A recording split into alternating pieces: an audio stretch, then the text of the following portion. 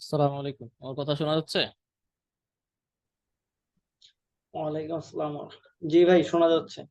ওকে, ঠিক আছে, আমরা ক্লাস শুরু করে দিচ্ছি। গত ক্লাস পর্যন্ত আমরা গ্র্যাভিটি লোড সম্পর্কে ডিসকাস করছি, অর্থাৎ আমাদের ডেড লোড এবং লাইভ লোড সম্পর্কে আমরা ডিসকাস করা হয়েছে অলরেডি। আজকে থেকে আমরা ডিসকাস করবো ল্যাটারাল লোড সম্পর্কে। ল্যাটারাল লোডের মধ্যে আমাদের প্রথমেই আসবে হচ্ছে সিসমিক লোড। ল্যাটারাল লোডের মধ্যে প্রথমেই আসবে হচ্ছে সিসমিক লোড। তো সিসমিক লোডের ক্ষেত্রে আমরা এখানে যখন সিসমিক লোড যখন আমরা অ্যাসাইন করতে যাব, তার আগে আমাদের ডিফাইন করে নিতে হবে। আমাদের অলরেডি সিসমিক লোড ডিফাইন করা আছে, এখান থেকে আমরা লোড প্যাটার্ন থেকে অলরেডি আমরা ডিফাইন করে আসছি। ঠিক আছে, লোড প্যাটার্ন থেকে আমরা অলরেডি সিসমিক লোডটা ডিফাইন করে আসছি। এখন এই সিসমিক লোডটা আমরা অ্যাপ্লাই করব বিএনবিসি 2020 অনুযায়ী। সেই জন্য আমরা এখান থেকে বিএনবিসি 2020-এর যে সমস্ত বিষয় লাগবে আমাদের সিসমিক লোডটা অ্যাপ্লাই করার জন্য, সেই বিষয়গুলো নিয়ে আমরা ডিসকাস করব। তো এখানে আমি প্রথমে ইএক্সটাকে মডিফাই করতেছি। ইএক্সটাকে আমি এখানে মডিফাই ল্যাটারাল লোড দিলাম।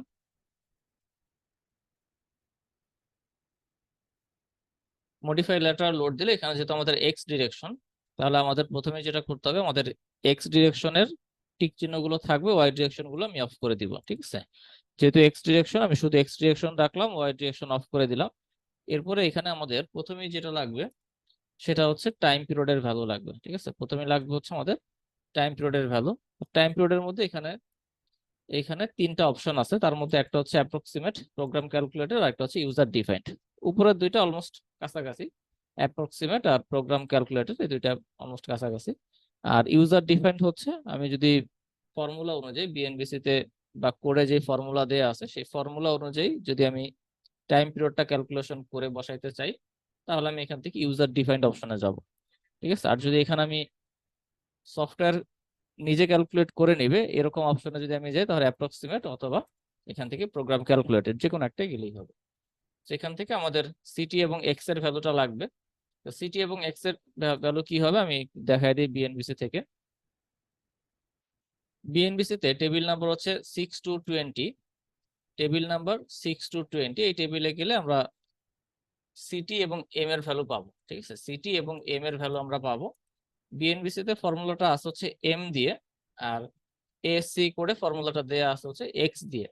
অর্থাৎ এখানে যে ফর্মুলাটা আছে টাইম পিরিয়ডের ফর্মুলা, টাইম পিরিয়ড হচ্ছে সিটি ইন্টু এইচ এন পাওয়ার এম। বিএনবিসি তে এটা এম দিয়ে দেওয়া, কোএফিসিয়েন্টটা এম দিয়ে দেওয়া, আর এখানে এএসসি করে হচ্ছে এক্স দিয়ে দেওয়া। সো এটা এম হোক বা এক্স হোক, একই কথা। তো এখান থেকে আমাদের সিটি ভ্যালু লাগবে।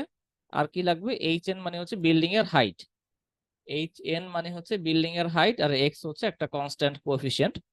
সেখান থেকে আমাদের সিটি ভ্যালু হচ্ছে স্ট্রাকচারের টাইপের উপর ডিপেন্ড করবে। City value. সেখান থেকে আমাদের যদি কনক্রিট মোমেন্ট রেজিস্টিং ফ্রেম হয়, যদি হয় তাহলে আমরা 1 নাম্বার অপশনটা ব্যবহার করব। স্টিল হলে এটা, বা আমাদের অন্য কোনো স্ট্রাকচার যদি হয় সেক্ষেত্রে আমরা অল আদার স্ট্রাকচারাল সিস্টেম ব্যবহার করব। ঠিক আছে, সেক্ষেত্রে এক্ষেত্রে বেটার হচ্ছে যদি আমাদের স্ট্রাকচারে শেয়ার ওয়াল না থাকে। স্ট্রাকচারে যদি শেয়ার ওয়াল না থাকে, সেক্ষেত্রে এটা শুধু আমাদের বিম কলাম ফ্রেম সিস্টেম যদি হয়, তাহলে আমরা কনক্রিট মোমেন্ট রেজিস্টিং ফ্রেম ব্যবহার করব। শুধু বিম কলাম সিস্টেম হলে কনক্রিট মোমেন্ট রেজিস্টিং ফ্রেম ব্যবহার করব। আর যদি আমাদের এখানে শেয়ার ওয়াল থাকে, অর্থাৎ আমাদের যদি ডুয়েল সিস্টেম হয়, যদি আমাদের এখানে ডুয়েল সিস্টেমের ফ্রেম হয়, তাহলে আমরা এখান থেকে অল আদার স্ট্রাকচার ব্যবহার করতে পারি। ঠিক আছে, ডুয়েল সিস্টেম হলে আমরা অল আদার স্ট্রাকচার ব্যবহার করতে পারি। আদারওয়াইজ যদি আমাদের শুধু কোনো শেয়ার ওয়াল না থাকে, শুধু বিম কলাম থাকে, সেক্ষেত্রে আমরা কনক্রিট মোমেন্ট রেজিস্টিং ফ্রেম ব্যবহার করতে পারি। ঠিক আছে, সেখান থেকে আমরা সিটি এবং এম এর ভ্যালুটা নিব। সেক্ষেত্রে আমি যদি এখানে আলাদা স্ট্রাকচার ধরি, অথবা আমি যদি এখানে ডুয়েল ফ্রেম ধরলে এখানে আমার আলাদা স্ট্রাকচার নিতে হবে। আর যদি আমি এখানে মোমেন্ট রেজিস্টিং ফ্রেম ধরি, তাহলে আমার হচ্ছে উপরের এই ভ্যালুটা নিতে হবে। সেখান থেকে আমি এটাকে হচ্ছে আলাদা স্ট্রাকচারের ক্রাইটেরিয়াতে ধরলাম। ধরলে এখানে আমার সিটির ভ্যালু কত, 0.0488।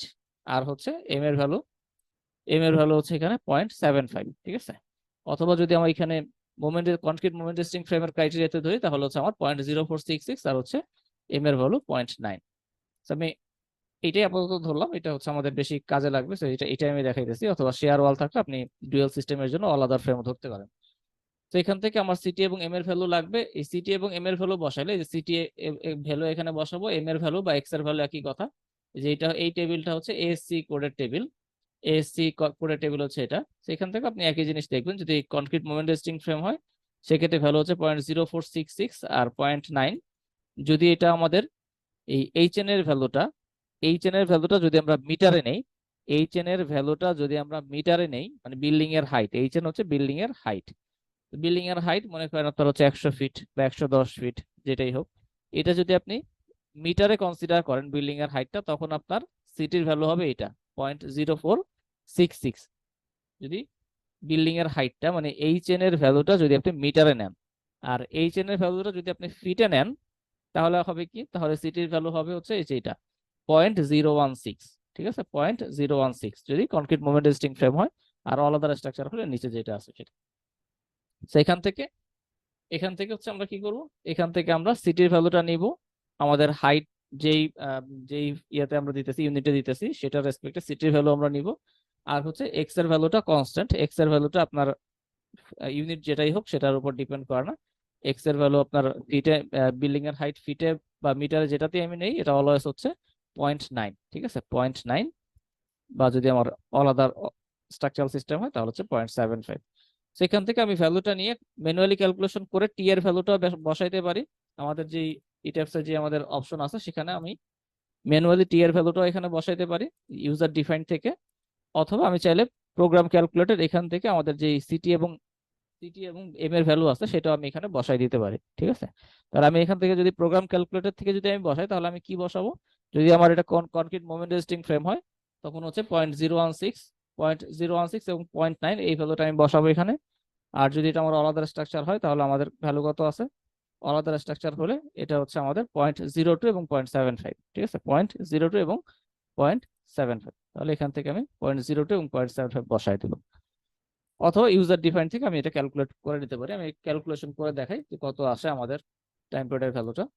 সেখানে হচ্ছে আমাদের সিটি হলো, সিটির ভ্যালু এখানে আসতে হচ্ছে আমাদের, যদি আমি এটা ফিটে কনসিডার করি, আপনি যদি বিএনবিসির যেই ভ্যালুগুলো আছে, বিএনবিসিতে যেই টেবিল আছে বা যেই ভ্যালুগুলো আছে, সমস্ত ভ্যালু আপনি ব্যবহার করতে চাইলে আপনার অবশ্যই এসআই ইউনিটে ব্যবহার করতে হবে। ঠিক আছে, অবশ্যই এসআই ইউনিটে ব্যবহার করতে হবে, আদারওয়াইজ আপনি যদি অন্য কোনো ইউনিটে ব্যবহার করেন তাহলে কিন্তু বিএনবিসির যে ফর্মুলা আছে বা বিএনবিসির যে সমস্ত কোএফিসিয়েন্টের বা কনস্ট্যান্টের ভ্যালু আছে এগুলো কিন্তু মিলবে না, এগুলো কিন্তু চেঞ্জ হয়ে যাবে। ঠিক আছে, বিএনবিসি সবসময় এসআই ইউনিটটা ফলো করে করা। আর এএসসি কোডে দুইটা ইউনিটেরই ভ্যালু, ম্যাক্সিমাম ক্ষেত্রে দুইটা ইউনিটেরই ভ্যালু দেওয়া থাকে, এসআই ইউনিট বা এফপিএস দুইটারই ভ্যালু দেওয়া থাকে। সেখানে যদি আমি এখান থেকে যদি আমি হচ্ছে এফপিএস এ করতে চাই, মানে ফিটে করতে চাই, তাহলে আমি এখান থেকে যেমন অল আদার স্ট্রাকচারের জন্য আমি যদি এটা করি তাহলে 0.02 হলো সিটির value, city into HN building এর হাইট মনে করে আমি 100 ফিট হচ্ছে বিল্ডিং এর হাইট, আর নিচে আমাদের ফাউন্ডেশনের জন্য আরো 6 ফিট যদি আমি ধরি, তাহলে 106 ফিট হচ্ছে বিল্ডিং এর হাইট। পাওয়ার হচ্ছে কত, পাওয়ার হলো 0.75, পাওয়ার হচ্ছে 0.75। তাহলে এখান থেকে আমার কত আসলো, এখান থেকে আমার আসলো হচ্ছে 0.66। এখান থেকে আমার টি এর ভ্যালু কত আসলো, 0.66। আর যদি এটা আমাদের কি হয়, এটা আমাদের কনক্রিট মোমেন্ট রেজিস্টিং ফ্রেম হয়, তাহলে আমাদের এটা হচ্ছে 0.016 ইন্টু বিল্ডিং এর হাইট হচ্ছে 106 ফিট, পাওয়ার হচ্ছে 0.9। ঠিক আছে, তাহলে এটা হচ্ছে আমাদের 1.06। তাহলে এখান থেকে আমরা ক্লাসিফিকেশন, এখান থেকে আমাদের আরো বেশ কিছু ক্লাসিফিকেশন আছে টাইম পিরিয়ডের রেসপেক্টে, টাইম পিরিয়ডের উপর ডিপেন্ড করে এখানে আমাদের আরো বেশ কিছু ক্লাসিফিকেশন আছে। সেখান থেকে আমরা টাইম পিরিয়ডটা যেই ফ্রেমিং সিস্টেম আমাদের স্ট্রাকচারে থাকবে সেই ফ্রেমিং সিস্টেমের আন্ডারে আমরা টাইম পিরিয়ডটা বের করে নিব। সেখানে আমাদের যদি শেয়ার ওয়াল থাকে স্ট্রাকচারে, যদি শেয়ার ওয়াল থাকে এবং এখানে শেয়ার ওয়াল এবং কলাম স্যার যদি, এখানে এখানে একটা বিষয়, বলেন। সেটা হলো 106 যেটা আমরা দিলাম হাইটটা, হ্যাঁ, এটা কি সবসময় ফিটে দিতে হবে এইচ এর মানটা? সবসময় ফিটে দিবেন কেন, এটা তো ক্লিয়ার করলাম। আপনি যদি এখানে বিল্ডিং এর হাইটটা ফিটে দেন, 106 ফিট দেন, তাহলে হ্যাঁ, এখানে সিটির ভ্যালু কত হবে, সিটির ভ্যালু হবে 0.016।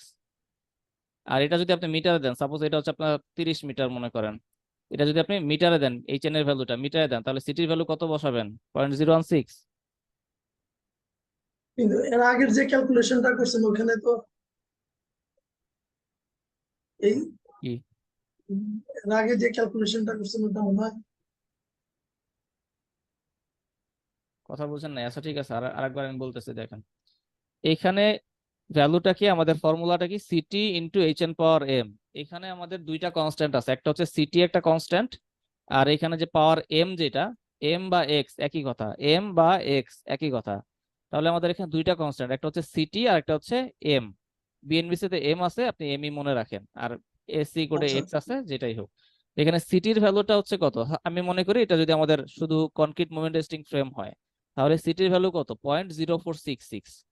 সিটির ভ্যালু কত, 0.0466। একইভাবে এখানেও যদি আপনি দেখেন 0.046, এই যে নিচের ভ্যালুটা 0.0466, এটা আপনি কখন ব্যবহার করবেন?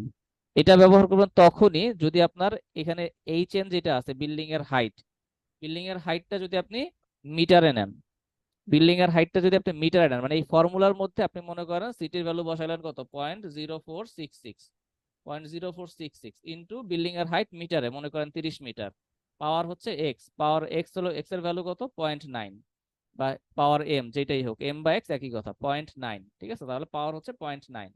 এটা হলো আপনার ক্যালকুলেশন করে আপনি একটা রেজাল্ট পাবেন। অথবা আপনি এখানে বিল্ডিং এর হাইটটা যদি ফিটে বসান, এটা কিসে বসাইছেন, মিটারে, যদি আপনি বিল্ডিং এর হাইটটা ফিটে বসান, তখন আপনি সিটের ভ্যালুটা কি ব্যবহার করবেন, সিটির ভ্যালুটা ব্যবহার করবেন এই যে এটা 0.016, 0.016, ঠিক আছে। সিটির ভ্যালু কিন্তু তখন আর এটা হবে না, 0.0466 হবে না। এই সিটির ভ্যালু এইটা ব্যবহার করলে অলওয়েজ আপনাকে মিটারে ব্যবহার করতে হবে বিল্ডিং এর হাইট। আর সিটির ভ্যালু যদি আপনি বিল্ডিং এর হাইট যদি ফিটে নেন, তখন কিন্তু আর এই সিটির ভ্যালু চলবে না। বুঝতে পারছেন? ঠিক আছে।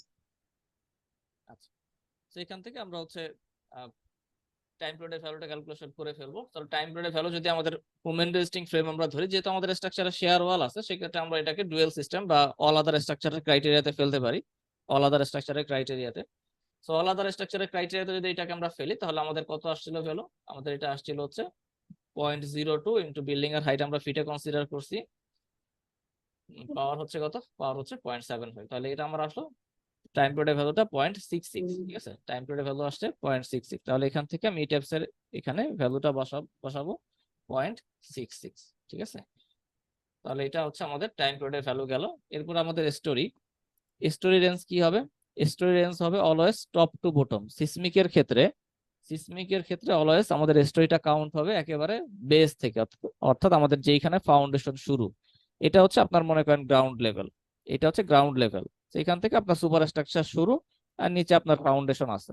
তাহলে যখনই আপনি সিসমিকের রেসপেক্টে হাইট ক্যালকুলেশন করবেন, সিসমিকের রেসপেক্টে হাইট যখন ক্যালকুলেশন করবেন, তখন অলওয়েজ আপনাকে কনসিডার করতে হবে একেবারে বেস থেকে, একেবারে বেস থেকে। উপরে মনে করেন 100 ফিট আছে, আর নিচে আছে হয়তো আরো 5 ফিট 6 ফিট আছে, আমি ধরলাম 6 ফিট। তাহলে আমাদের টোটাল হাইট হবে কত, 100 ফিট প্লাস নিচের 6 ফিট, এই হলো 106 ফিট, ঠিক আছে। আর যদি আপনি এইটা আমরা কিসের জন্য ক্যালকুলেশন করলাম, সিসমিকের জন্য বা আর্থকোয়েকের জন্য। আর্থকোয়েকের জন্য হাইটটা অলওয়েজ ক্যালকুলেট করতে হবে আমাদের একেবারে বেস থেকে, যেখানে ফাউন্ডেশন শুরু সেখান থেকে। আর এটা যদি আমাদের উইন্ডের জন্য হয়, উইন্ডের জন্য হলে আমরা হাইট ক্যালকুলেশন করব অলওয়েজ মাটির উপর থেকে, অলওয়েজ মাটির উপর থেকে, মানে সুপার স্ট্রাকচার যেখান থেকে শুরু হয়েছে সেখান থেকে আমাদের হাইট ক্যালকুলেশন হবে। তাহলে উইন্ডের রেসপেক্টে যদি আমরা হাইট ক্যালকুলেশন করি, আমাদের কত হবে, 100 ফিট। কারণ উইন্ডটা এফেক্ট ফেলবেই হচ্ছে মাটির উপর থেকে, উইন্ড তো মাটির নিচে যাবে না। এই কারণে আমাদের উইন্ডের রেসপেক্টে হাইটটা ক্যালকুলেশন করতে হবে সবসময় সুপার স্ট্রাকচারের হাইট, ঠিক আছে।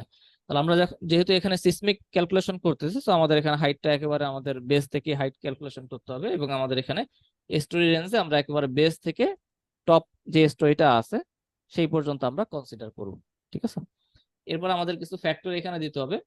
আমাদের ফ্যাক্টর কি কি আছে, response modification factor, system over strength factor, deflection amplification factor এবং অকুপেন্সি ইম্পর্টেন্স। তাহলে আমরা প্রথম তিনটা ফ্যাক্টর আগে দেখি। প্রথম তিনটা ফ্যাক্টর আমরা এখানে বিএনবিসি তে এখানে হচ্ছে আমাদের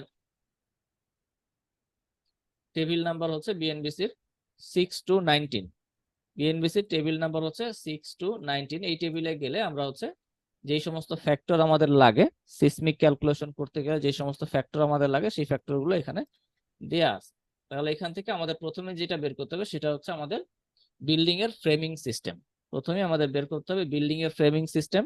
বিল্ডিং এর ফ্রেমিং সিস্টেমের উপর ডিপেন্ড করে, বিল্ডিং এর ফ্রেমিং সিস্টেমের উপর ডিপেন্ড করে এখানে তিনটা ফ্যাক্টর দেয়া আছে, আর, ওমেগা এবং সিডি, ঠিক আছে, আর, ওমেগা এবং সিডি তিনটা ফ্যাক্টর দেয়া আছে।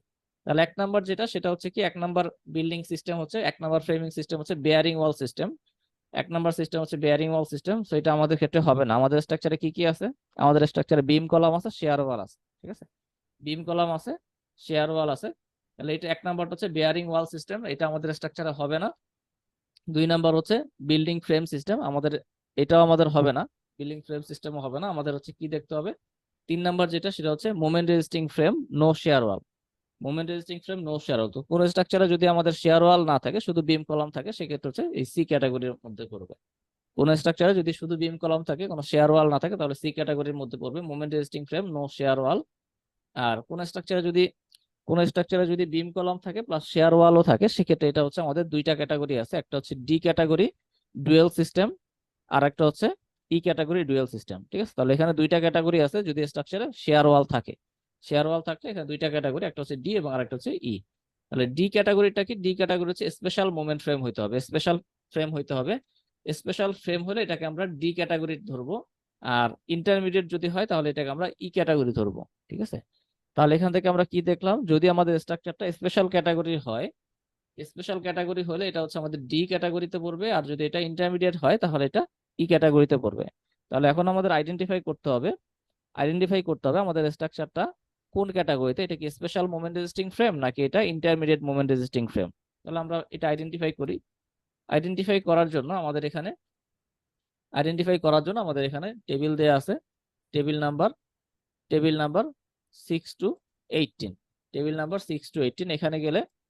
এখানে গেলে আমরা পাবো কি? Seismic design category of building. ঠিক আছে, বিল্ডিং এর সিসমিক ডিজাইন ক্যাটাগরি।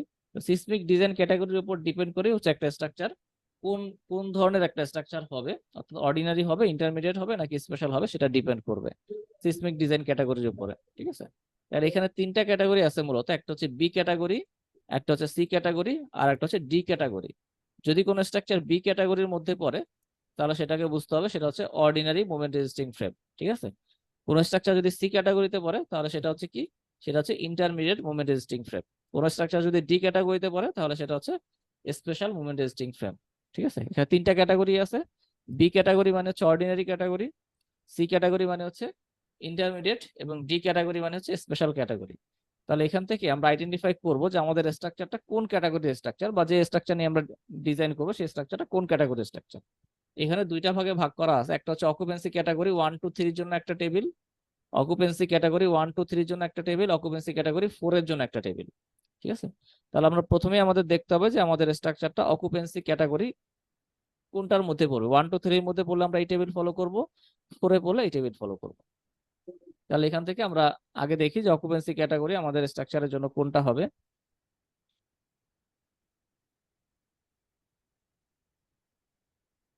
আচ্ছা, এখানে টেবিল নাম্বার হচ্ছে 611, ডিএনবিসি টেবিল নাম্বার হচ্ছে 611। এখানে গেলে আমরা occupancy category of building, building এর অকুপেন্সি ক্যাটাগরি কি কি টাইপের হইতে পারে। এক নাম্বার অকুপেন্সি ক্যাটাগরি, এক নাম্বার অকুপেন্সি ক্যাটাগরি হচ্ছে কি কি আছে? এগ্রিকালচারাল ফ্যাসিলিটি যেগুলো আছে, তারপরে টেম্পোরারি ফ্যাসিলিটি যেগুলো আছে, মাইনর স্টোরেজ ফ্যাসিলিটি যেগুলো আছে, এই ধরনের স্ট্রাকচার গুলো হচ্ছে অকুপেন্সি ক্যাটাগরি 1। অর্থাৎ আমি সংক্ষেপে যদি বলি, অকুপেন্সি ক্যাটাগরি 1 হচ্ছে এমন স্ট্রাকচার যেগুলো হচ্ছে অলমোস্ট টেম্পোরারি স্ট্রাকচার, মানে যেগুলা মানুষের লাইফের জন্য তেমন একটা রিস্ক না, মানুষের লাইফের জন্য তেমন একটা রিস্ক না, এই ধরনের স্ট্রাকচার হচ্ছে অকুপেন্সি ক্যাটাগরি 1। অর্থাৎ টেম্পোরারি টাইপের যে সমস্ত স্ট্রাকচার আছে এগুলো হচ্ছে অকুপেন্সি ক্যাটাগরি 1। ঠিক আছে, এরপরে অকুপেন্সি ক্যাটাগরি 2। অকুপেন্সি ক্যাটাগরি 2 হচ্ছে কোন কোন স্ট্রাকচার? যেই সমস্ত স্ট্রাকচার অকুপেন্সি 1, 3 এবং 4 এর মধ্যে না পড়বে, 1, 3 এবং 4 এর মধ্যে যেই সমস্ত স্ট্রাকচার না পড়বে এগুলো হচ্ছে অকুপেন্সি ক্যাটাগরি 2। তাহলে আমরা 1 দেখলাম। 1 হচ্ছে কি? সকল ধরনের টেম্পোরারি যে সমস্ত স্ট্রাকচার আছে যেগুলো মানুষের জীবনের জন্য তেমন একটা ঝুঁকিপূর্ণ না, এই ধরনের স্ট্রাকচার গুলো হচ্ছে এই ধরনের স্ট্রাকচার গুলো হচ্ছে কি এই ধরনের স্ট্রাকচার গুলো হচ্ছে অকুপেন্সি ক্যাটাগরি 1। তারপর অকুপেন্সি ক্যাটাগরি 3 এর মধ্যে কি কি আছে? অকুপেন্সি ক্যাটাগরি 3 এর মধ্যে আছে যেই সমস্ত স্ট্রাকচারে বা যেই সমস্ত বিল্ডিং এ more than 300 people congregate in one area, একটা এরিয়াতে যদি একসাথে 300 জনের উপরে মানুষ থাকতে পারে, যেই সমস্ত বিল্ডিং এ একটা এরিয়াতে একসাথে 300-র অধিক মানুষ থাকতে পারে, সেই বিল্ডিং গুলো হচ্ছে অকুপেন্সি ক্যাটাগরি 3 এর মধ্যে পড়বে। ঠিক আছে, যে স্ট্রাকচারে একসাথে একটা জায়গায় 300-র অধিক মানুষ থাকতে পারবে সে হচ্ছে ক্যাটাগরি 3। এরপর আরো এটা বাদেও আরো কি আছে, ডে কেয়ার ফ্যাসিলিটি আছে যে সমস্ত বিল্ডিং এ যেখানে capacity greater than 150। Day care facility আছে যে সমস্ত বিল্ডিং এ যেখানে ক্যাপাসিটি হচ্ছে 150-র উপরে, সেগুলো হচ্ছে আমাদের অকুপেন্সি ক্যাটাগরি 3-এ পড়বে। এছাড়াও স্কুল বা কলেজ টাইপের যেগুলো আছে যেখানে হচ্ছে কত ক্যাপাসিটি মোর দেন 250, ঠিক আছে। স্কুল কলেজ যেগুলোতে ক্যাপাসিটি হচ্ছে মোর দেন 250, স্কুল হলে 250, কলেজ হলে 500, এরকম যদি হয় তাহলে এই স্ট্রাকচার গুলো হচ্ছে কি অকুপেন্সি ক্যাটাগরি 3-এর মধ্যে পড়বে। এছাড়াও ছোট ছোট যে সমস্ত ক্লিনিক আছে যেখানে যেখানে কি ইমার্জেন্সি ট্রিটমেন্ট ফ্যাসিলিটি নাই, ঠিক আছে, ইমার্জেন্সি ট্রিটমেন্ট ফ্যাসিলিটি নাই, এরকম ছোট ছোট ক্লিনিক যেগুলো আছে এগুলো হচ্ছে 3 নাম্বার ক্যাটাগরির মধ্যে পড়বে। এছাড়াও আরো কি আছে, আরো আছে জেল অ্যান্ড ডিটেনশন সেন্টার, তারপর হচ্ছে পাওয়ার generation station, water treatment, Suez treatment, telecommunication, এগুলো সবই হচ্ছে আমাদের 3 নাম্বার ক্যাটাগরির মধ্যে পড়বে, অকুপেন্সি ক্যাটাগরি 3-এর মধ্যে পড়বে। আর অকুপেন্সি ক্যাটাগরি 4-এর মধ্যে কি কি পড়বে, অকুপেন্সি ক্যাটাগরি 4-এর মধ্যে পড়বে হচ্ছে যেই সমস্ত ইমার্জেন্সি স্ট্রাকচার যেগুলো আছে, ইমার্জেন্সি স্ট্রাকচার যত ধরনের ইমার্জেন্সি স্ট্রাকচার আছে সবই হচ্ছে অকুপেন্সি ক্যাটাগরি 4, ঠিক আছে। অর্থাৎ যেমন কি, যেমন হচ্ছে বড় বড় হসপিটাল যেগুলো আছে এগুলো হচ্ছে অকুপেন্সি 4-এর মধ্যে পড়বে। তারপরে police station, fire rescue, ambulance, এই ধরনের যে স্টেশন গুলো আছে এগুলো অকুপেন্সি 4-এর মধ্যে পড়বে। তারপরে হচ্ছে হারিকেন সেন্টার, আর্থকোয়েক সেন্টার, এগুলো 4-এর মধ্যে পড়বে, ঠিক আছে। অর্থাৎ all types of emergency structure যেগুলো মানুষের জন্য খুবই গুরুত্বপূর্ণ যে সমস্ত স্ট্রাকচার এগুলো হচ্ছে অকুপেন্সি 4-এর মধ্যে পড়বে। তাহলে এর বাইরেও আরো যে সমস্ত স্ট্রাকচার সাধারণত থাকে তার মধ্যে একটা থাকতে পারে রেসিডেন্সিয়াল বিল্ডিং, যেগুলো অকুপেন্সি 1, 3, 4-এ কভার করবে না, যেগুলো 1, 3, 4-এ কভার করবে না এগুলো হচ্ছে 2-এ কভার করবে। অর্থাৎ রেসিডেন্সিয়াল বিল্ডিং হতে পারে বা অফিস বিল্ডিং হতে পারে, এগুলো হচ্ছে অকুপেন্সি ক্যাটাগরি 2-এর মধ্যে পড়বে। কেউ কিছু বলবেন? আচ্ছা, তাহলে এখান থেকে আমরা দেখলাম যে যদি এটা রেসিডেন্সিয়াল বিল্ডিং হয় তাহলে এটা অকুপেন্সি ক্যাটাগরি 2-এর মধ্যে পড়বে। তো আমরা যেহেতু রেসিডেন্সিয়াল বিল্ডিং নিয়ে কাজ করতেছি তো আমাদের এটা অকুপেন্সি ক্যাটাগরি 2-এর মধ্যে পড়বে। তাহলে আমরা আগের টেবিলটাতে ফিরে যাই।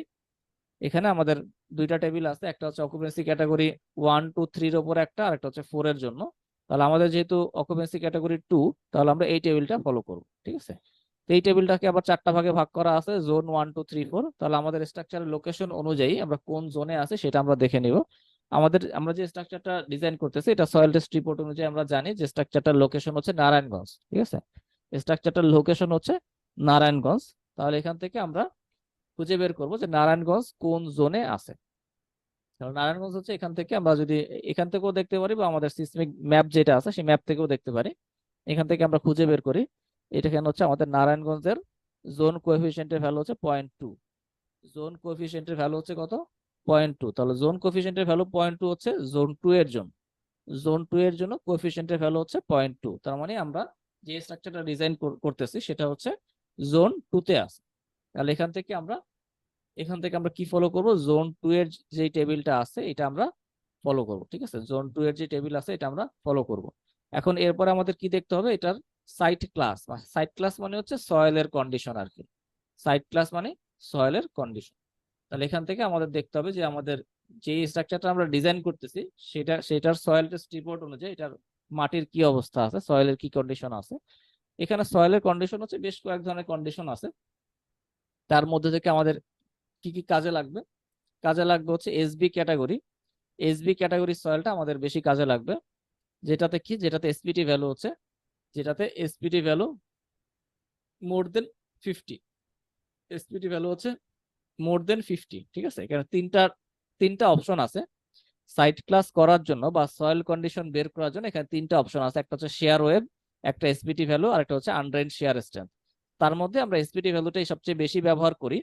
এসপিটি ভ্যালুর উপর ডিপেন্ড করে আমরা যদি সাইট ক্লাস বা সয়েল কন্ডিশনটা বের করতে চাই তাহলে আমাদের কি করতে হবে, তাহলে আমাদের এসপিটি ভ্যালু অনুযায়ী আমাদের যদি এভারেজ এসপিটি ভ্যালুটা আমরা 50-র উপরে পাই সেক্ষেত্রে এটা হচ্ছে এসবি ক্যাটাগরি, ঠিক আছে। এভারেজ এসপিটি ভ্যালু আমরা যদি 50-র উপরে পাই তাহলে এটা হচ্ছে এসবি ক্যাটাগরি। যদি এভারেজ এসপিটি ভ্যালু কত থাকে, 15 থেকে 50-এর মধ্যে থাকে, তখন এটা হচ্ছে এসসি ক্যাটাগরি, ঠিক আছে। 15 থেকে 50-এর মধ্যে থাকলে এসসি ক্যাটাগরি। আর এটা যদি আরো কম থাকে অর্থাৎ 15-র নিচে থাকে তাহলে এটা হচ্ছে সয়েল কন্ডিশন হলো কি এসডি ক্যাটাগরি। যদি 15-র নিচে থাকে সয়েল কন্ডিশন এসডি ক্যাটাগরি। তো এই মোটামুটি আমাদের এই তিনটা টাইপই আমাদের সাধারণত কাজে লাগে। এখানে একটা কোশ্চেন ছিল, হ্যাঁ বলেন। মানে এই এসপিটি ভ্যালুটা কি মানে আমি ফাউন্ডেশন যে লেভেলে দিব ওই লেভেলের ভ্যালু না সর্বোচ্চ বোরিং ওই হলে লেভেলের ভ্যালু না, এটা 5? হচ্ছে আপনার যে বোরহোল থাকবে আপনার অ্যাটলিস্ট 30 মিটার পর্যন্ত টেস্ট করতে হবে সয়েল টেস্ট। 30 মিটার আচ্ছা সয়েল টেস্ট করার পরে আপনি প্রত্যেকটা লেয়ারের জন্য যেই এসপিটি পাবেন সেটা টোটাল সবগুলা আচ্ছা লেয়ারের এসপিটি কে অ্যাভারেজ করলে যেই আচ্ছা ফাইনালি যে অ্যাভারেজটা পাবেন, আপনি মনে করেন বোরহোল 1 এর জন্য আপনি একটা ফাইনালি একটা অ্যাভারেজ এসপিটি পেলেন মনে করেন 25। এরকম করে বোরহোল 2 এর একটা পাবেন, 3 একটা পাবেন, এরকম সবগুলা বোরহোলে আপনি একটা এসপিটি পাবেন। সেটাকে আবার অ্যাভারেজ করলে আচ্ছা আপনার মনে করেন আপনার এসপিটি আসলো 20 বা 22। আচ্ছা তাহলে এটাই হচ্ছে আপনার ফাইনাল অ্যাভারেজ এসপিটি। আচ্ছা, সেখান থেকে আমরা মূলত আমাদের এই তিনটা ক্লাসই বেশি কাজে লাগে, এসডি, এসসি, এসবি, এই তিনটা ক্লাস কাজে লাগে। তো এর মধ্যে থেকে আমরা সয়েল টেস্টের রিপোর্টটা যদি ওপেন করি তাহলে আমরা দেখতে পাবো যে আমাদের এটা কোন ক্যাটাগরির মধ্যে পড়বে। সয়েল টেস্টের রিপোর্টটা দেয়া আছে গুগল ড্রাইভে, আপনারা ডাউনলোড করে নিন। আচ্ছা, তো এখান থেকে আমরা দেখতে পারি, এখান থেকে আমাদের সয়েল টেস্টের রিপোর্টটা ওপেন করলে আমরা দেখতে পারি যে এভারেজ এসপিটি কত আছে। যে আমাদের রিকমেন্ডেড সয়েল টেস্টের ডেপথ হচ্ছে 30 মিটার বা 100 ফিট। তো এটা আমরা সবসময় রেকমেন্ড করব 30 মিটার টেস্ট করার জন্য। তো এখানে আমাদের হাতে যে সয়েল টেস্টের রিপোর্টটা আছে এটা 30 মিটার করে নাই, এরা হচ্ছে 60 ফিট পর্যন্ত করছে। তো যাই হোক আমি এখান থেকে দেখাই দিই। তো এখানে আমাদের এখানে যে এটা হচ্ছে আমাদের এসপিটি, কারেক্টেড এসপিটি, তারপর হচ্ছে এভারেজ এসপিটি। এখানে এভারেজ এসপিটি আমাদের কত আছে? এভারেজ এসপিটি আমাদের আছে হচ্ছে 32.5। ঠিক আছে, এভারেজ এসপিটি আছে বোরহোল 1 এর জন্য 32.5। একইভাবে বোরহোল 2টা যদি আমরা দেখি, প্লিজ 32.5 তো এটা 50 ফিট লেভেলে বা 60 ফিট লেভেলে। হ্যাঁ এখন কি আমরা এই সবগুলোকে যোগ করে এভারেজ করব না এই লেভেলটা ধরবো? কোনটা যোগ করে এভারেজ করবেন? মানে 5 ফিট থেকে এই 60 ফিট পর্যন্ত প্রত্যেকটা যোগ করে 12 দিয়ে ভাগ দিব, না এই লেভেলটা ধরবো যে 60 ফিট লেভেলে যে এসপিডি ভ্যালুটা পাইলাম ওটা কাউন্ট করবো? না, আমি তো কারেক্টেড এসপিটির কথা বলি না, আমি তো এভারেজ এসপিটির কথা বলছি। এভারেজ স্পিড আপনি যেখানে সয়েল টেস্টের রিপোর্টে যদি থাকে এখান থেকেও নিতে পারেন, এটার একটা আলাদা ফর্মুলা আছে, আমাদের নর্মাল জিওমেট্রিক এভারেজের মতো না, এটা আলাদা একটা ফর্মুলা আছে, আপনি সেই ফর্মুলা দিয়ে করতে পারেন, বিএনপিসি তে আছে। অথবা এখানে সয়েল টেস্টের রিপোর্টে যদি সরাসরি এভারেজ স্পিড থাকে এটাও আপনি নিতে পারেন। অথবা যদি আপনি মানে এত সব ঝামেলা না করতেছেন, আপনি নর্মালি জিওমেট্রিক এভারেজটাও করতে পারেন। এখানে প্রত্যেকটা ইয়ের টোটাল স্পিড হ্যাঁ নিয়ে হ্যাঁ মনে করেন এখানে 60 ফিট পর্যন্ত আছে, সবগুলা লেভেল আপনি হ্যাঁ, নিয়ে আপনি জাস্ট এটা যে কয়টা না, ভাগ আছে সেটা দিয়ে ভাগ করে দিলে আপনি হয়তো এই যে এটার কাছাকাছি একটা পাবেন, যেটা বল। এক্স্যাক্টলি মিলবে না, কাছাকাছি হয়তো একটা পাবেন। ঠিক আছে, ওইটা দিয়ে আপনি করতে আচ্ছা পারেন। আচ্ছা আচ্ছা আচ্ছা ঠিক এখান আছে। থেকে আমরা মনে করেন বোরহোল 1 এর জন্য পাইলাম 32.5, বোরহোল 2 এর জন্য 32.5, এরকম করে প্রত্যেকটা বোরহোলে আপনি দেখবেন যে কত আছে। যে সবগুলা বোরহোল আপনি আবার এটার একটা এভারেজ করবেন, তাহলে আপনি ফাইনাল একটা এভারেজ পেয়ে যাবেন যে আপনার টোটাল জায়গাটাতে এভারেজ এসপিটি কত আছে। ঠিক আছে, তো আমাদের এখানে অলমোস্ট আমাদের সবগুলাতেই এভারেজ এসপিটি আছে 32.5। তো আমাদের এখান থেকে আমরা ইজিলি বুঝতে পারতেছি যে আমাদের এভারেজ এসপিটি ভ্যালুটা মোটামুটি 25 থেকে 30 এর মধ্যে বা 32.5 এরকম থাকবে। সেক্ষেত্রে আমরা আমাদের রেঞ্জটা কত? আমাদের রেঞ্জ হলো 15 থেকে 50। ঠিক আছে, রেঞ্জ হচ্ছে 15 থেকে 50। 15 থেকে 50 এর মধ্যে যদি থাকে তাহলে এটা হচ্ছে এসসি ক্যাটাগরি। তাহলে আমরা যে স্ট্রাকচারটা নিয়ে কাজ করতেছি এটা হচ্ছে কি 15 থেকে 50 এর মধ্যে যেহেতু আছে, তার মানে এটার সাইট ক্লাস হচ্ছে এসসি ক্যাটাগরি। ঠিক আছে, এটার সাইট ক্লাসটা হচ্ছে কি এসসি ক্যাটাগরি। তাহলে এখান থেকে আমরা আগের টেবিলটাতে ফিরে যাই। আগের টেবিলটাতে গিয়ে আমরা প্রথমে ডিফাইন করলাম যে আমাদের অকুপেন্সি ক্যাটাগরি কি। অকুপেন্সি ক্যাটাগরি হচ্ছে আমাদের 2। তারপরে আমাদের স্ট্রাকচারের লোকেশন বা জোন কোথায় আছে সেটা হচ্ছে জোন 2 তে আছে। এরপরে হচ্ছে আমাদের কি সয়েল কন্ডিশন বা সাইট ক্লাস কি, সাইট ক্লাস হচ্ছে আমাদের এসসি ক্যাটাগরি। ঠিক আছে, তাহলে এসসি ক্যাটাগরি যদি হয় তাহলে আমাদের স্ট্রাকচারের কন্ডিশনটা কি, স্ট্রাকচারের ফ্রেমিং সিস্টেম কি হবে, স্ট্রাকচার ডিটেইলিং কি হবে, সেটা হলো সি ক্যাটাগরি হবে। সি ক্যাটাগরি মানে কোন ধরনের ফ্রেম হবে? কোন ধরনের ফ্রেম হবে? অর্ডিনারি হবে না ইন্টারমিডিয়েট হবে নাকি স্পেশাল ক্যাটাগরি হবে? আচ্ছা, সি ক্যাটাগরি মানে হচ্ছে সেটা হলো ইন্টারমিডিয়েট। ঠিক আছে, বি ক্যাটাগরি মানে হচ্ছে অর্ডিনারি, বি ক্যাটাগরি মানে হচ্ছে অর্ডিনারি, সি ক্যাটাগরি মানে হচ্ছে ইন্টারমিডিয়েট, এবং ডি ক্যাটাগরি মানে হচ্ছে স্পেশাল, মানে এসএমআরএফ আর কি, আইএমআরএফ, ওএমআরএফ, আইএমআরএফ আর এসএমআরএফ। ঠিক আছে, এই তিনটা হচ্ছে ক্যাটাগরি মূলত। তো যদি কোনো স্ট্রাকচার আমরা জোন 3 বা 4 এ ডিজাইন করতে চাই, জোন 3 বা 4 এ যদি কোনো স্ট্রাকচার আমরা ডিজাইন করতে চাই তাহলে এটা অলওয়েজ এসএমআরএফ ডিটেইলিং করতে হবে, এসএমআরএফ স্ট্রাকচার ধরে ডিজাইন করতে হবে। ঠিক আছে, কারণ জোন 3 এবং 4 এ এখানে কোনো অর্ডিনারি বা ইন্টারমিডিয়েটের ব্যাপার নাই। জোন 3 এবং 4 এ কোনো অর্ডিনারি বা ইন্টারমিডিয়েটের ব্যাপার নাই। এখানে একটা আছে ইন্টারমিডিয়েট, সেটা হচ্ছে কখন S A category. S A ক্যাটাগরির সয়েল মানে হচ্ছে এটা হচ্ছে রক, টোটালি রকি সয়েল বা রক আর কি, পাথর যদি হয়। তো এই ধরনের সয়েল সচরাচর আমাদের দেশে খুব একটা পাওয়া যায় না, তো এটা আমরা ইগনোর করতেই পারি। তো যদি আমরা জোন 3 এবং 4-এ আমরা কোনো স্ট্রাকচার ডিজাইন করি তখন এটা দেখা যাবে অলওয়েজ এটা হচ্ছে স্পেশাল ক্যাটাগরির বিল্ডিং হিসেবে আমাদের ডিজাইন করতে হবে, এসএমআর স্ট্রাকচার ধরে ডিজাইন করতে হবে। আর অন্য কোনো জোনে যদি হয়, জোন 1-2-তে হয়, সেক্ষেত্রে আমরা এখান থেকে দেখে নিব যে এটা কোন ক্যাটাগরির স্ট্রাকচার হবে।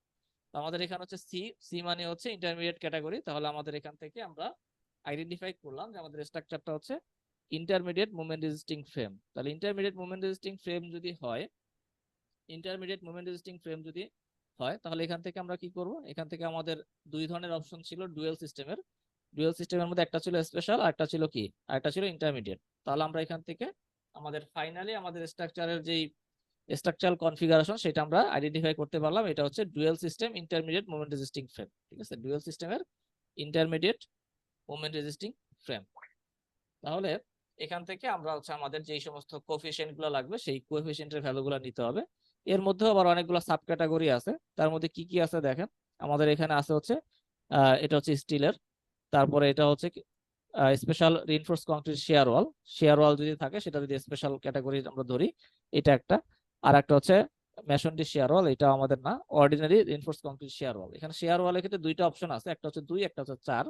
তো 2 হচ্ছে যদি আমরা শেয়ার ওয়ালকে স্পেশাল ক্যাটাগরি ধরি, স্পেশাল ক্যাটাগরি যদি আমরা ধরি তাহলে এটা 2, আর যদি আমরা অর্ডিনারি শেয়ার ওয়াল ধরি তাহলে এটা হচ্ছে 4 নাম্বার ক্যাটাগরি।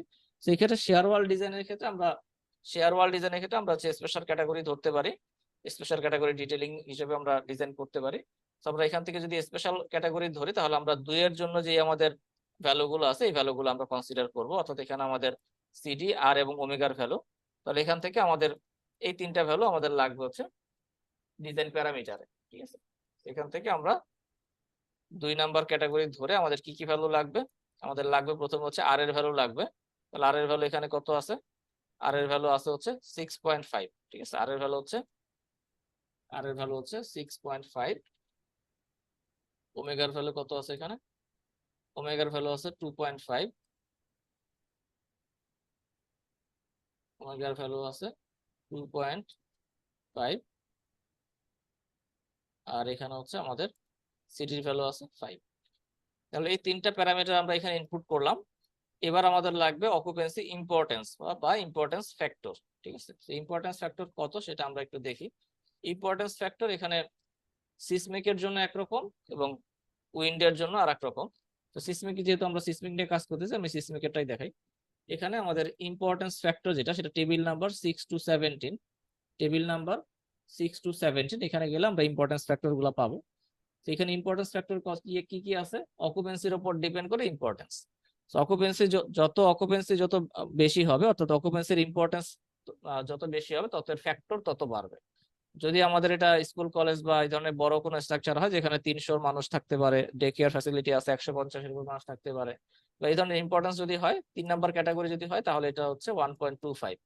যদি ইমার্জেন্সি স্ট্রাকচার হয় তাহলে 1.5। আর নর্মাল যদি বিল্ডিং হয়, রেসিডেন্সিয়াল হোক বা অফিস বিল্ডিং হোক বা নর্মাল 1 নাম্বার ক্যাটাগরির বিল্ডিং হোক, সেক্ষেত্রে ইম্পর্টেন্স হচ্ছে 1। ঠিক আছে, ইম্পর্টেন্স হচ্ছে 1। তাহলে আমরা যেহেতু 2 নাম্বার ক্যাটাগরি নিয়ে কাজ করতেছি, তার মানে আমাদের এখানে ইম্পর্টেন্স হচ্ছে 1। তো আমরা এখানে 1 ইনপুট দিব, 1 দেয়াই আছে অলরেডি। এরপর আমাদের আরো কিছু প্যারামিটার লাগবে, সয়েলের কিছু প্যারামিটার লাগবে। সেটা হচ্ছে আমাদের কি এসএস S1, এই দুইটা ভ্যালু লাগবে। এসএস S1 এই দুইটা ভ্যালু আমরা কোথায় পাবো, এসএস এবং S1 এর ভ্যালু পাবো হচ্ছে আমরা table number 6C1। Table number 6C1, এই টেবিলে আমরা হচ্ছে এসএস এবং S1 এর ভ্যালুটা পাবো। তাহলে এখান থেকে এসএস এবং S1 এর ভ্যালু, এটা হচ্ছে সয়েল প্যারামিটার বা সিসমিক প্যারামিটার আমরা বলতে পারি। সেখান থেকে এটা ডিপেন্ড করবে কোন জোনে, জোনের উপর ডিপেন্ড করে এই দুইটা ভ্যালু। আমাদের যেহেতু জোন 2, তাহলে জোন 2 এর জন্য এসএস এর ভ্যালু কত, 0.5, S1 এর ভ্যালু হচ্ছে 0.2। ঠিক আছে, 0.5 বা 0.2। তাহলে এই ভ্যালুগুলো আমরা ইনপুট দিয়ে দিই, 0.5, 0.2। এরপর আমাদের আরেকটা ভ্যালু আছে long period transition period. Long period transition period, এই ভ্যালুটা আমরা এটা থেকে পাবো, বিএনবিসি থেকে সরাসরি পাবো। সেটা হচ্ছে আমাদের এখানে table number 6 to 16, table number 6 to 16। এখানে কয়েক ধরনের টাইম পিরিয়ড দেওয়া আছে, তার মধ্যে ম্যাক্সিমাম যে টাইম পিরিয়ডটা সেটাই হবে লং টাইম ট্রানজিশন পিরিয়ড। একটা হচ্ছে টিবি, একটা টিসি, একটা টিডি ভ্যালু দেওয়া আছে। তার মধ্যে ম্যাক্সিমাম এখানে আছে হচ্ছে 2 সেকেন্ড, ঠিক আছে, ম্যাক্সিমাম আছে হচ্ছে 2 সেকেন্ড। তার মানে আমাদের এখানে লং ট্রানজিশন পিরিয়ডটা হবে 2 সেকেন্ড। এখান থেকে আমরা 2 সেকেন্ড ইনপুট দিব। এরপরে আমাদের সাইট ক্লাস, সাইট ক্লাসের উপর ডিপেন্ড করে এখানে আরো দুইটা প্যারামিটার আছে, একটা হচ্ছে এফ এ আর একটা হচ্ছে এফ ভি। এফ এ এবং এফ ভি এর জন্য আমাদের এখানে বিএনবিসি তে যে ভ্যালু আছে সেই ভ্যালুটা আমাদের ম্যানুয়ালি বসাইতে হবে। ম্যানুয়ালি বসানোর জন্য এখানে লাস্ট যে অপশনটা আছে এফ ক্যাটাগরি, এফ ক্যাটাগরিটা আমরা সিলেক্ট করব। এফ ক্যাটাগরিটা মূলত হচ্ছে ম্যানুয়াল আর কি, ম্যানুয়াল। এর আগে বাকি যেগুলো আছে এগুলো হচ্ছে অটোমেটিক, আর এফ ক্যাটাগরিটা হচ্ছে ম্যানুয়াল। সেখানে আমরা ম্যানুয়ালি এই ভ্যালু দুটো ইনপুট করব। সেখানে আমাদের এফ এ এবং এফ ভি দুইটা ভ্যালু লাগবে। এফ এ এবং এফ ভি আমরা পাবো হচ্ছে বিএনবিসি টেবিল নাম্বার 6C2 এবং টেবিল নাম্বার 6C3। সেখানে আমাদের এফ এর ভ্যালুটা কত, এফ এর ভ্যালু হচ্ছে আমাদের জোন 2 এবং আমাদের হচ্ছে এসসি ক্যাটাগরি। তাহলে আমাদের এখানে এফ এর ভ্যালু হচ্ছে 1.15, আর একইভাবে এখানে আমাদের জোন 2 এবং এসসি এর জন্য 1.725, ঠিক আছে, 1.15 আর 1.725, 1.15 1.725, ঠিক আছে। তাহলে এই ভ্যালুগুলো, এই কয়েকটা ভ্যালু হচ্ছে আমাদের ইনপুট করতে হবে। ইনপুট করলে সফটওয়্যার এটা হচ্ছে সিসমিক ইফেক্টটা বা সিসমিক বেস শেয়ারটা সফটওয়্যার হচ্ছে নিজে নিজে ক্যালকুলেট করবে। সেই ভ্যালুগুলোই মূলত হচ্ছে আমাদের ইনপুট করার বিষয়। সেখান থেকে আমরা আরেকবার রিক্যাপ করি কি কি আমাদের ইনপুট করতে হবে। আমরা প্রথমে যখন এক্স ডিরেকশন দিব তখন আমরা শুধু এক্স ডিরেকশনটা রাখবো।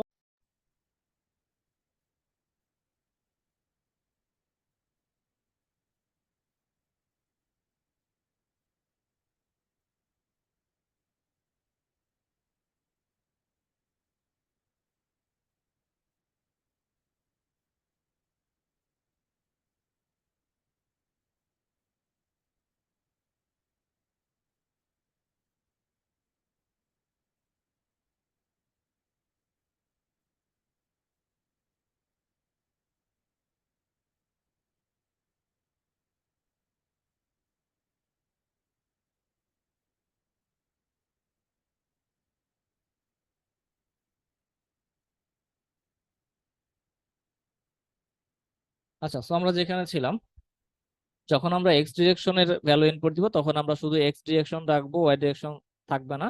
এরপর আমাদের টাইম পিরিয়ডটা দিতে হবে। আমরা ইউজার ডিফাইনও দিতে পারি বা প্রোগ্রাম ক্যালকুলেটরও দিতে পারি।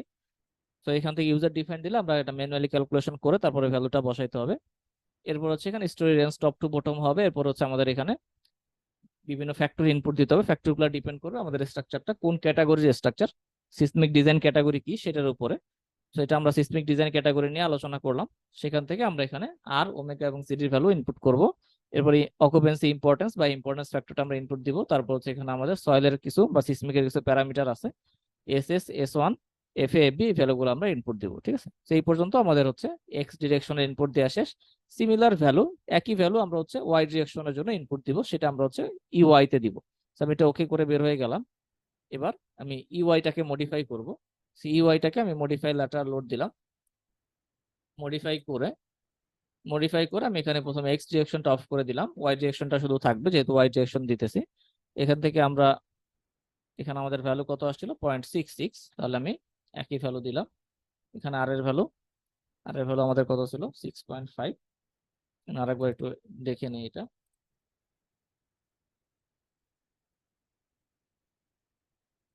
এখানে হচ্ছে আমাদের আর এর ভ্যালু 6.5, 2.55, ঠিক আছে, 6.5, 2.5 আর 5, 6.5, 2.5, 5। ওকে, এরপর হচ্ছে আমাদের এসএস, এস1 এর ভ্যালু, এসএস এর ভ্যালু কত ছিল আমাদের, এসএস এর ভ্যালু 0.5 আর 0.2, 0.5, 0.2, লং পিরিয়ড হচ্ছে 2 সেকেন্ড। তারপরে এখানে আমাদের এফ এর ভ্যালু 1.15, 1.15, 1.725, ঠিক আছে। তাহলে এইগুলো হচ্ছে আমাদের সিসমিকের জন্য এই সমস্ত প্যারামিটার আমাদের ইনপুট দেওয়া শেষ। জাস্ট আমরা এখানে ওকে করে বের হয়ে যাবো, ঠিক আছে। তাহলে আমাদের কোড অনুযায়ী, বিএনবিসি কোড অনুযায়ী বা এসসি কোড অনুযায়ী আমাদের এখানে সিসমিক প্যারামিটার গুলো আমাদের দেয়া শেষ। আমি আজকে আর কন্টিনিউ করবো না, আজকে আমি এই পর্যন্তই রাখবো, সিসমিক পর্যন্তই রাখবো। আগামী ক্লাস থেকে আবার হচ্ছে উইন্ড লোড কিভাবে ম্যানুয়াল ক্যালকুলেশন করতে হয় বিএনবিএস অনুযায়ী সেটা আমি দেখাবো। আমাদের আগামী ক্লাস হবে আগামীকাল। আগামীকাল আমাদের এমনিতে রুটিনের যে ক্লাস আছে সেটাই হবে। তো আজকে আমাদের এই পর্যন্তই থাকবে। কারো কোনো জিজ্ঞাসা থাকলে জিজ্ঞাসা করতে পারেন আপনি।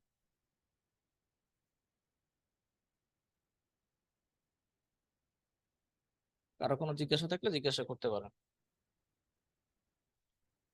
আমাদের আগামী ক্লাস হবে আগামীকাল। আগামীকাল একই টাইমে, রাত 9টায়। ক্লাসগুলো শিডিউলিং অনুযায়ী হলে মানে একটা ধারাবাহিকতা বজায় থাকে, মানে নিজেদের কাজ করতে একটা আগ্রহ জাগে। আমরা সাধারণত চেষ্টা করি শিডিউলটাকে মেনটেন করার, কিন্তু অনেক সময় দেখা যায় বিভিন্ন কারণে আসলে শিডিউলটা মেনটেন করতে পারি না। এই আর কি বিষয়। জি ভাই, বুঝতে পারছি।